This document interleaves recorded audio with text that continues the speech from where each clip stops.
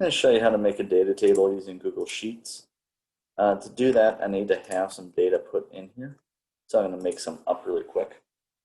As I go through this, I want to remind you that I'm going to show you how to do a scatter plot with a best fit line and then have the equation be displayed, as well as axes titles and titles for the graph itself.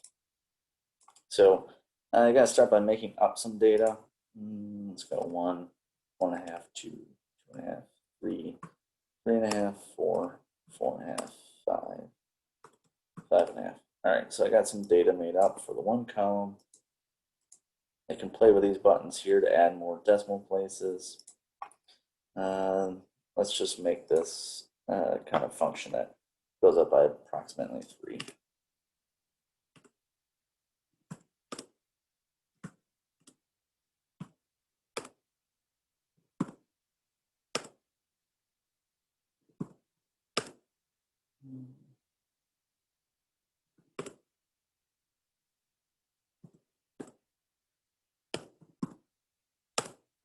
Okay.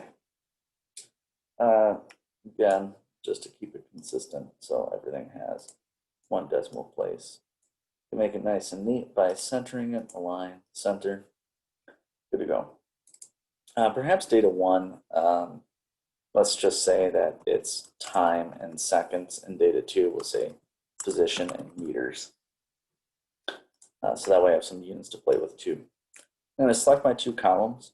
I'm going to go into Insert, a Chart, and it will populate the chart for me. It's even already given me a title as well as axes labels. I will show you how to modify those in a little bit. But this is not the kind of graph that I want. This is just a connect the dots style graph, and I definitely do not want that. I want a scatter plot like this. So you want scatter chart. X-axis, you can click on here to change the name of it if you'd like. Same thing with the y-axis. If we go into customize, we can talk about axis titles. Here's the title for the entire graph. If I want to get an equation with a best fit line, I'm going to go into series, and I'll scroll down to here where there's trend line. Click trend line. You see the trend line has popped up on the graph now. And label, I want to click use equation, and you can see that the equation is here. I can move it around if I like. And just like that, I have a graph and data table. It should be something you want to include as a title for this, so we can call it time, say position versus time data, and we'll center it. And that's about it. In order to submit this, because I'm going to want to submit this for a lab, I can go ahead and select this and paste it into another program, turn it into an image, or I could hit Control P. And if I hit Control P, what I'm going to want to do, print the current sheet.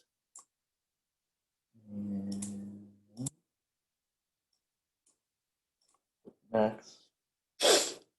When I go into here, save as a PDF, save it as whatever I want, perhaps just call it data test, save it, and then upload this file later. And just like that, I'm all done.